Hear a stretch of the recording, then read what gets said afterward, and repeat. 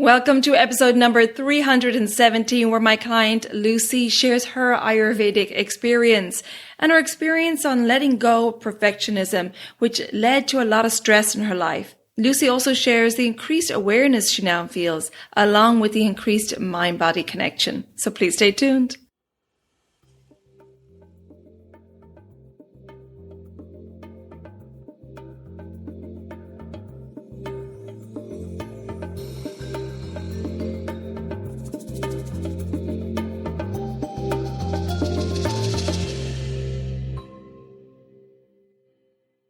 Hi there, I'm your host Colette, and on this podcast I will be sharing the teachings of Ayurveda, yoga, and holistic health practices.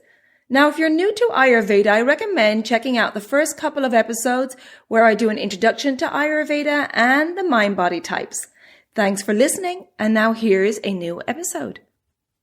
Hello and welcome back to the Elements of Ayurveda podcast. Today, I'm very happy to welcome Lucy to the podcast. Lucy is a client of mine, and she has very kindly agreed to come on today and talk about her experience with Ayurveda. And I know you love these podcast episodes because we get to see Ayurveda in real life and hear someone's personal experience. And I really appreciate Lucy coming on today and being so open. Lucy, welcome to the podcast. Thank you so much, Colette. I'm very happy to be here. Thank you for having me. Oh, well, thank you again. I think it's so kind of you to come on and share your story and your journey with Ayurveda. So let's start, Lucy, with telling the listeners a little bit about yourself, please. Sure. So I am 29 years old. I am originally from the Adirondack Mountains in upstate New York, but now I live in New Jersey. And I work in digital media and content creation, and I'm also getting a master's degree in digital media and communications. So busy. Yeah, that's what I was about to say. That keeps you very busy. So you have a full-time job and you're studying as well. Yes. Okay. And a very long commute. And a very long commute. Okay. And so that was one of the concerns when we first spoke, right? And I want to talk about that. But before I do that, tell me how you discovered Ayurveda. So this is an interesting question because I think Ayurveda has always been on the fringes of my life. I think I've been aware of it for a longer time than I've really come to it as a practice. So when I was 11, we went to India. My father practiced transcendental meditation his whole life. And while we were in India, I saw an Ayurvedic doctor because I was breaking out in skin rashes. Very pitta. Yes. You know, you're in this warm, humid environment and suddenly I'm getting all these skin rashes. And the doctor told me, cut sugar. Don't have any soda, don't have any candy, and use this lavender-based lotion. And within a day, I was feeling better. So, you know, Ayurveda has been there for me for a long time as a something I've been aware of, but it wasn't until this past summer that I was feeling very imbalanced. I was feeling really angry all the time. I was feeling very hot and bothered, for lack of a better word. Yeah. And I thought, okay, you know, when did I feel better? When was I feeling excess heat? Let me look into Ayurveda. And I came across your podcast and I've been using it as a learning resource since then. And when I heard about the cleanses, I thought, let me try this. And it's been really great. It's been really great. Yeah. So let's share about that experience. So we spoke, when was it? September. Yeah. September we spoke, and yeah, you came exactly with a lot of this heat in the body, physically and emotionally and mentally. And particularly, as we mentioned a moment ago, mentally, there was a lot of stress, very much pushing yourself as a pitta person, is that fair to say, in intensity, yes. Right? So tell us about that, because not only were you working full time, but now you're studying and you're fitting it all in, but also there was a lot of pressure put on yourself as well, right? Definitely. You know, I like to say that I'm a recovering perfectionist, because I definitely have that perfectionist mentality about things where if I'm going to do something, I need to do it right and I need to do it fully. And I think that's a very common experience for a lot of people, women especially, where we get this perfectionist mentality about things. And for me, the way that that was manifesting is, you know, I would go to work. I want to do a perfect job at work. So I spend, 8 hours there trying to be perfect. Come home, I need to do my schoolwork. I want that to be perfect. And then in addition to that, I want dinner to be perfect, so I want to make a perfect dinner. I want the kitchen to be perfect, so I want to clean a perfect kitchen. I want my home space to be perfect. So I'm putting all of this pressure on myself I was putting all of this pressure on myself to really achieve this perfectionism from, like 4:30 in the morning when I would get up until like 9:30 at night when my head hits the pillow. Mm-hmm. And that's a lot of stress. Right. Right.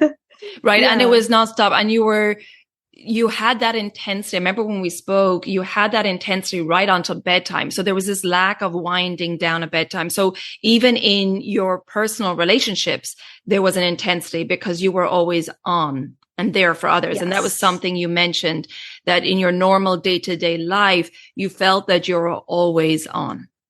Yes, definitely. And I have one friend who's in London right now. I mentioned before I'm in New Jersey. I have another friend in California. So because of these time differences, my friend in London would be up at, 4:35 a.m. when I get up, and she'd want to talk about what was going on in her life. So, I'm messaging somebody about their personal stuff early in the morning. Yeah. Then my friend in California, right up until bedtime, he's like 3 hours earlier. So he's saying, I've got all this stuff that happened. I want to decompress from my work day, and I'm listening to that. And then in addition, I live with my partner. And so my partner comes home from work and he wants to talk about his work day and everything that happened or what's going on in his personal life. And it really was just this like early morning to bedtime, helping other people. And my mom too. I'm very close with my mom. And when she gets home from work, it's that same touch base, check in, talk about the day, but also need to decompress and vent a little bit about everything that happened. Yeah. And I was the go-to person for everyone else for that. Right. And so you can see that, and I think you had this awareness, like something needs to give. And also that, you're feeling all these heated symptoms physically, emotionally, mentally from the pressure of study and work and then just personal stuff. And also this pressure on yourself. And so there was this real awareness that, okay, it's not only the food I'm eating or how I'm exercising or my stressful job, but also this perfectionism. And when we spoke, you were very aware of that this perfectionism is affecting my pitta also, and this intensity of that. And you felt like that perfectionism playing a role, you mentioned, right? That feeling like everything had to be just so, and you were worried about making mistakes and, worried about doing something wrong, not trusting yourself. Yeah. Very much so. Yeah. And, I think that's become such a common thing for so many people where it's like, you want to try something new, you want to try something different, but then the consequences of possibly making a mistake, could be really scary. Could be, if I don't listen to my partner when he gets home, is he going to leave me? Right? Like you start that shame cycle and that worry cycle, and developing the trust to say, no, actually, my partner will be okay if I ask for 5 minutes to myself, because we have that trust in our relationship. We've built that together, and trusting that is a really big step. And the same thing at work, trusting that if I don't do something immediately, turn it around, day of, 3-hour turnaround time, that I'm not going to get fired for that. It's not going to be the end of my career because I didn't do something with that intense pressure. I will still get it done. I will still get it done well. It's still going to be okay. And just settling into that trust, letting go of that immediate need to do things and settling into that you can and will do this. Give yourself time. Yeah. It's so true. And trusting ourselves, and you alluded to this earlier, is that I do think it's for females in particular, and given our experience in the world and generational experience as well, I think this lack of self-worth and self-trust is very much what leads to this perfectionism. But that leads to so much stress for ourselves, right? And so much pressure on ourselves, as you felt, as you said, in your day-to-day life. It wasn't just in work and study, but then you come home and you want things to be perfect for even your meals and with your partner and so on. So I think just giving ourselves permission to let go a little So can you tell us, Lucy, a little bit about your cleanse experience then? So you decided, we talked in September, you did the consultation, and you were decided to join the group cleanse in October. Mm-hmm. And so tell us a little bit about your cleanse experience, because this was your first Ayurvedic cleanse, right? Yes, it was. Yeah. Yes. And I want to share a little anecdote here, because this was kind of a cool moment for me. Realization moment where my partner and I have been together almost 7 years, and the cleanse was 3 weeks. And he said to me during the second week of the cleanse, he said, "I've never seen you take time for yourself like this before, ever." And it sunk in this realization that I have been going nonstop for all of my adult life, essentially, basically since undergrad. I have just been going nonstop. And that was a big realization for me of why this cleanse was so important, why I need to be doing seasonal cleansing on a regular basis.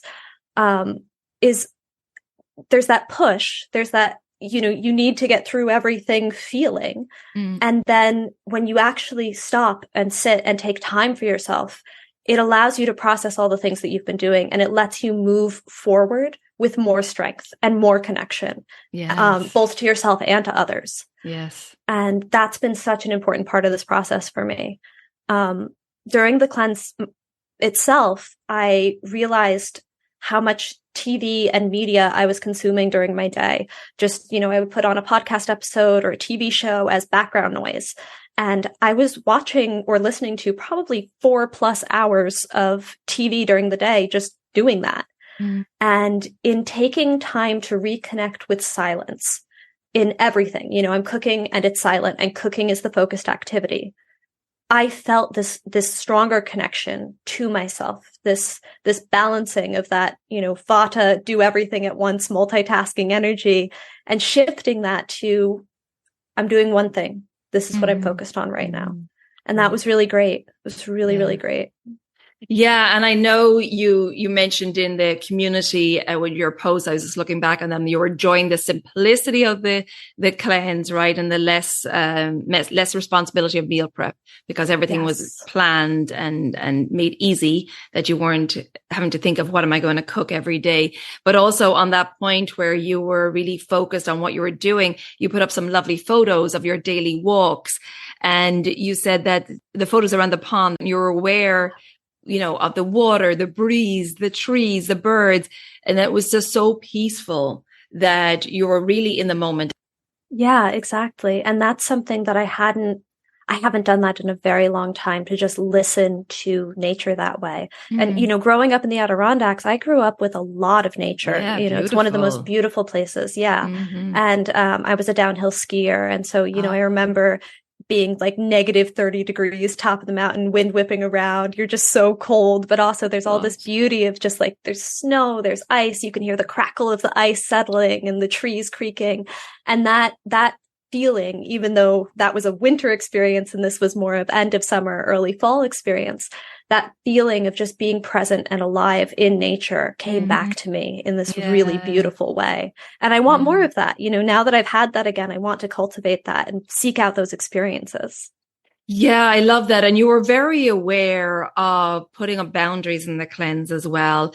And I know you mentioned like putting down your phone at a certain time in the evening made a really remarkable difference. That was another mention in one of your posts. And being unavailable after 6 p.m. and unwinding at night and really honoring your daily need to reset. So I love that you put those boundaries in place and you were very aware that you needed this downtime. We talked about the intensity of your day. Can you talk a little bit about that and how was the reaction to that? Because you're there for others a lot.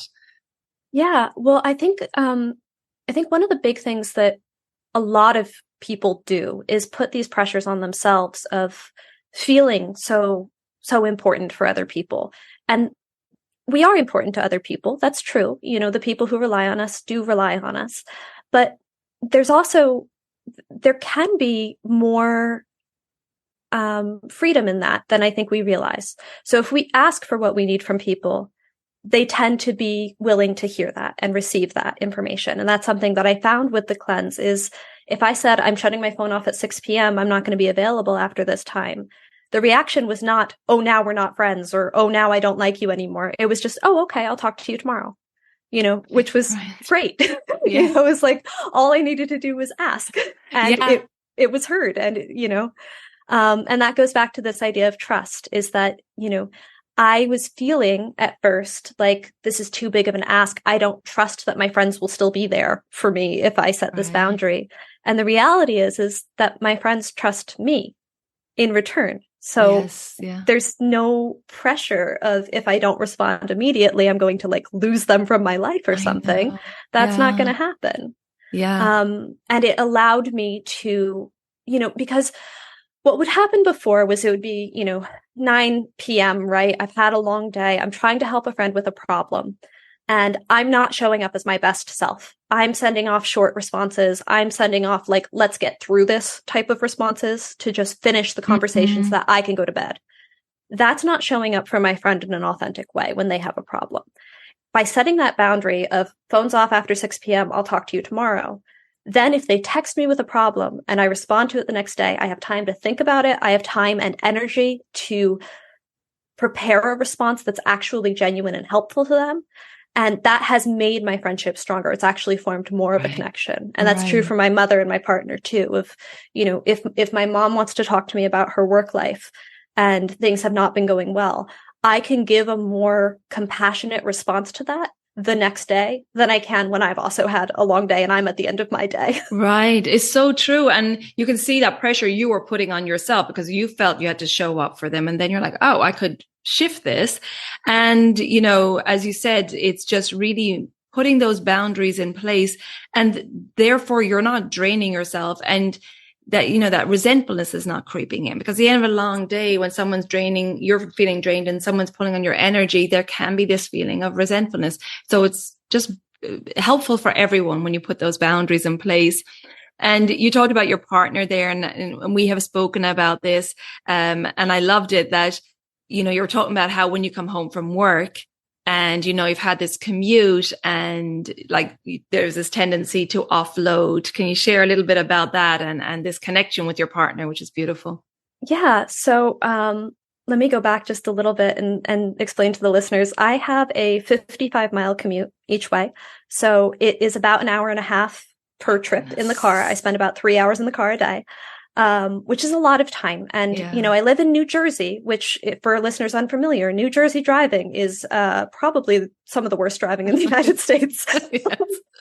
New Jersey drivers are like, yellow means speed up and reds are optional. Like it's intense. It's intense, right? Yeah. So I get home from that commute. I've worked a full day and I've had this awful commute, and, I'm not in the best mood, and one of the things with the cleanse that you recommended was doing the Nadi Shodhana, the breathing, as a transition from work mindset, commute mindset into, okay, now I'm home. It's time to begin to relax and do my evening stuff.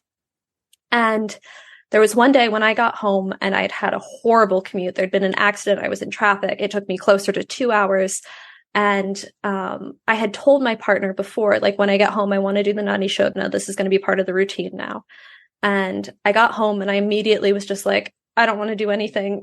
I just feel like crying. And he said, let's go upstairs and I'll sit with you and we'll do the Nadi Shodhana together. And so we sat for 5 minutes. We did the alternate nostril breathing. And when we both finished, we opened our eyes and we were both crying, because we just both needed that moment to ourselves. He'd had a long day too. And it was beautiful to share that together. And it was so supportive and so sweet. And I'm really grateful that he said, let's do this together. I think that's such a beautiful story. And it's how that, you're both learning how to deal with those emotions as they come up and having that shared experience. And that he was like, no, I got you. Let's go do it together and we'll benefit both of us. I think that's just beautiful. So lovely to see how your experience is affecting those around you. And they're learning. This often happens, as we individually go through our Ayurvedic cleanses or Dinacharya and learning more about Ayurveda, people are watching us and they're seeing the shifts. And as your partner commented, like he never saw you take this much time for yourself. Mm-hmm. And that you were relaxing in the evening, and this was a whole different shift. So it's beautiful that he's supporting you in that, but also he's joining in on the experience as well. Yeah. That's wonderful. Great. Tell us a bit about how you're feeling, post cleanse, and how this has changed the way you live your life today now. So I think the cleanse has given me even more tools to pull out when I'm feeling imbalanced. And so like yesterday, I had a big weekend, you talked about the 80-20, right? Yes, and yes. The weekend was very much in that 20 category. We saw a show with friends. We were up late. Right. There was some alcohol. There was some food that we don't normally eat, Yeah. And so I was feeling yesterday, Monday, like I needed to reset after that weekend. And so I made khichdi for lunch. And that was, I had that in my toolbox of I can pull this out. I know this is a digestible meal for me. I know that this will help balance me again.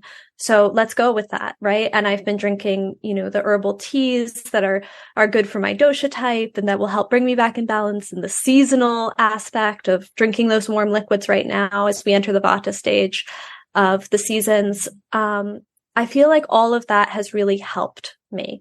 And the cleanse has been, you can't build on these things if you are so exacerbated that you can't even get back to baseline. And so the cleanse has been this wonderful way to bring it back to baseline so that I can then grow out of that. And when I feel the imbalance now, I can start to bring myself back into balance more easily. Whereas before the cleanse, I was starting to do some dinacharya things. I was starting to try to bring myself back into balance because I could feel I was imbalanced, but I couldn't do it because I was so full of this Pitta summer energy. I'm, a Pitta birth constitution. So that was extremely exacerbated. And then I was just angry about state of the world stuff. So, that was feeding into it too. And, the cleanse really helped me get back to that baseline where now I can say, okay, I'm feeling this way today. How can I balance that for myself? Yeah. That's a really good point. I feel like sometimes when the dinacharya are amazing, but if we're out of balance, significantly out of balance, it's like we're just plugging holes, right? I think of a sinking ship and we're just plugging holes, but it's still leaking.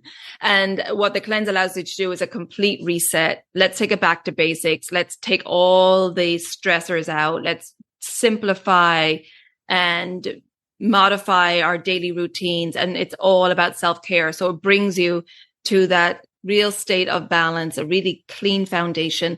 And then from there, it's a great journey of awareness, because from there you can, as you reintroduce things, you can really feel how they affect you physically and mentally. And that's why I feel it's a real educational experience. And it gives you so much more awareness, because if you're just doing the dinacharya, you're like, wait, now, was that having the effect, or is it this? There can be a lot of confusion still. And I know you mentioned post cleanse that you're feeling very energized, and you mentioned how taking time off, right? You mentioned your Pilates. Can you tell us about that? You mentioned that had an effect. I've been taking Pilates for about a year now, and I've really been building that practice. I'm a lot stronger than I was. And, prior to doing the cleanse, I was going 2 to 3 times a week to classes. And during the preparation week of the cleanse, I was cutting coffee. I was cutting, sugar and that sort of thing. And I didn't eat a lot of sugar anyway, but it was interesting to learn that, like the stevia, which it turns out is in a lot of my herbal teas, is that like sweet taste that, isn't sugar necessarily, but it creates that sugar craving. Anyway, so with the Pilates, I really felt like this is good for me. This is balancing for me. I'm getting stronger. I'm doing so well with it. And then that preparation week hit. I went to a class and I was like, oh my gosh, this is really hard. Like, this is really a challenge for my physical body. And I took an easy level class that day, and I was like, I can't do this throughout the cleanse. This is going to be too much for me. So I decided to take 2 weeks off, and I'm really glad I did that. And, when I got back, and the first class after I got back, I was stronger than I'd been before I took the break. And I was able to progress in the exercises in a way I hadn't been able to do before. My core is stronger, my balance is better, and I'm connected. There's so much with Pilates, and this is true with yoga too, where your physical body and your mind have this connection, where you aren't even almost thinking about it, you're just inhabiting. And that's what I love about Pilates and yoga, is you're just existing in yourself. And I think I was experiencing a bit of a disconnect before the cleanse, where I was more imbalanced. And now that I've brought myself back into balance, I'm stronger because that physical mind-body connection is stronger as a result of cleansing. Giving myself the break let me come back stronger. Yeah. Yeah. And I love that story, because we know this, we know that we hear it again and again. The more we take time to rest and fill up our own cup, the better we'll be. But I know many of us don't do it. And, myself included, it's like, oh, if I stop this now, I'll lose the benefits. But the benefits of taking some time off to really reset, giving your body a break, and really tuning inwards, it's huge, because then you'll come back with feeling revitalized, feeling a new sense of enthusiasm, be it for Pilates or whatever else in your life. That taking that break is so important. And I feel, again, it kind of goes back to that fear of trusting ourselves or losing connection, that we're fearful of letting go. But the more we let go sometimes and give some space, that the stronger the connection will be, and the more we'll feel stronger going back to it. So I love that. Thank you for sharing that. Yeah. So as we finish up here, Lucy, is there anything else you'd like to share, or do you have any Ayurvedic advice or tip for people out there listening? To the listeners, I would just say, if you are thinking about doing this, try it. Just try it. Because, Colette, you've been amazing in giving support and providing this really human connection to everyone who participated in the cleanse. And the group cleanse especially, I know you do the one-on-ones as well, and I would encourage people, if that's right for you, do the one-on-one. But the group cleanse especially created this community environment that felt really wonderful and supportive. There was a lot of really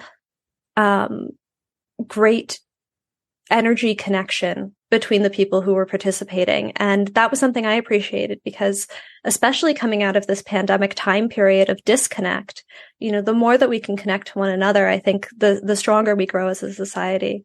And in terms of Ayurveda, just if you're curious, learn as much as you can. And I think your podcast is an excellent resource for learning more. And, listeners, you're already one step closer, because you're listening to this right now.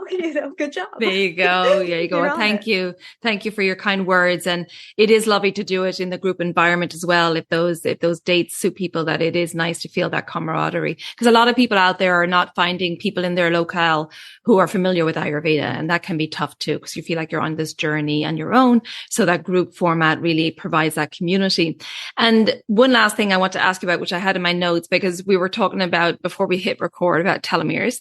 And I know I've talked about this in the past, but I would love for you to talk about, you've studied this and you made that connection with Ayurveda. So please share that.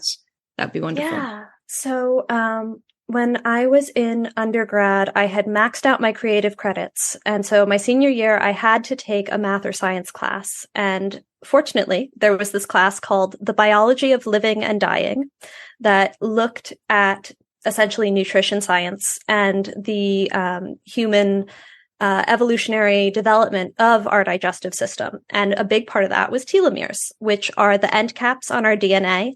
One of the ways I've thought about them is they're like the aglets on the end of your shoelaces that keep your shoelaces together, those little metal tips.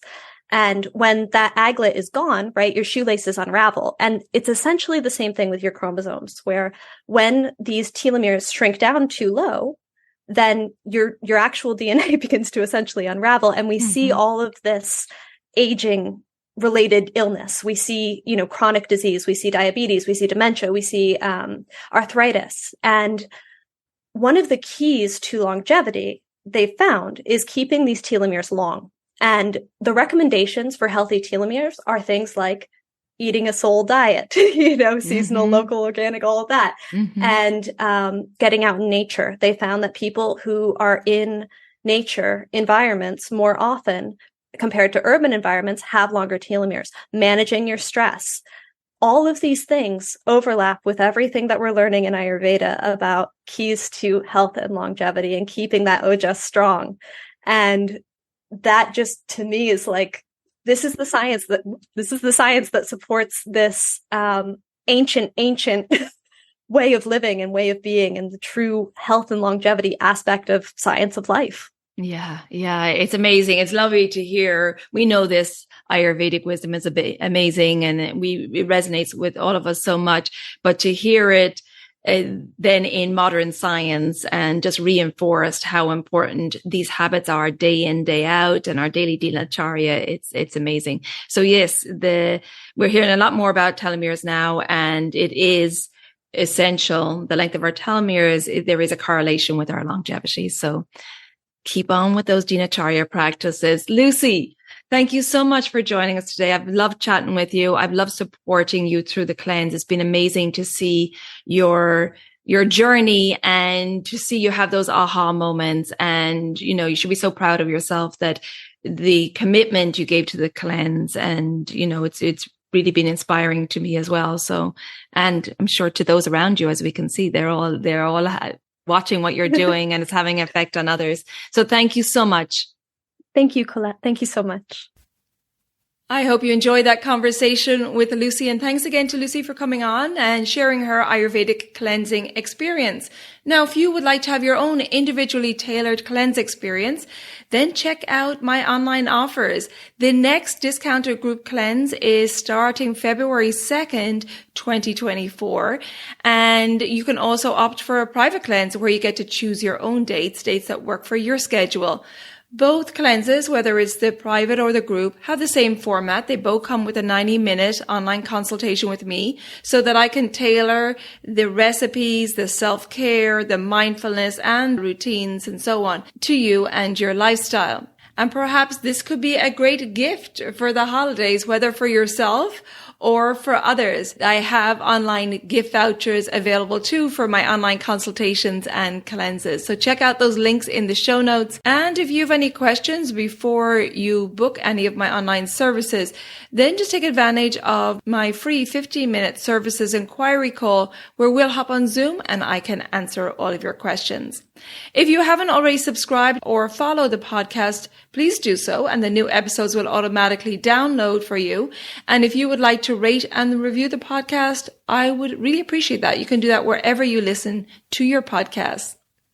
You can find me on social media under Elements Healing and Wellbeing on Facebook, and on Instagram, my new page is Elements of Ayurveda Podcast. Thank you so much for tuning in, and until next time, take good care of yourself, be well, and bye for now. Slán go fóill.